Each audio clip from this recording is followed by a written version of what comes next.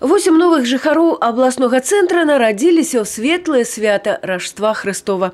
Шчасце і цуд для 8 сем'яў. Прыемнай нечаканасцю стала для іх і наведванне радзільнага дома архіепіскапам брэсцкім і кобрынскім Іанам. Уладыка благословіў немаўлят і зрабіў падарункі іх мамам. Вы не представляете даже, это вообще, это счастье. Двойной праздник у нас будет, и Рождество, и день рождения ребеночка. Будет очень хорошо. Очень. Я очень счастливая.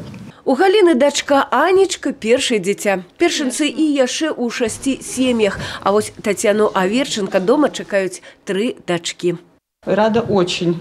Все родственники и дети заказывали, чтобы мы родились на Рождество. Но как-то я не думала, что так может получиться.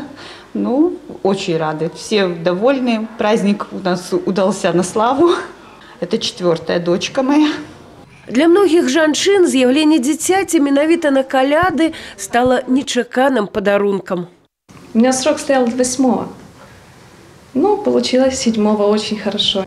У меня вообще срок числа 17-го. А вот так получилось.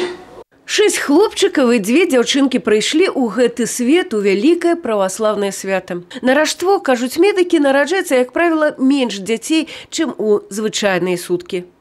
В рождественские сутки у нас, как правило, рождается немного детей, потому что это те женщины, которые начинают рожать самостоятельно, без вмешательства докторов, не проводятся плановые оперативные вмешательства, не проводятся какие-то программированные роды, поэтому их немного. Народжаныя пад шчаслівай зоркай. Кажуць пра тых, у каго ў жыцці ўсё складваецца. Родныя немаўлятак вераць, што іх дзетак чакае светлая і шчаслівая будучыня.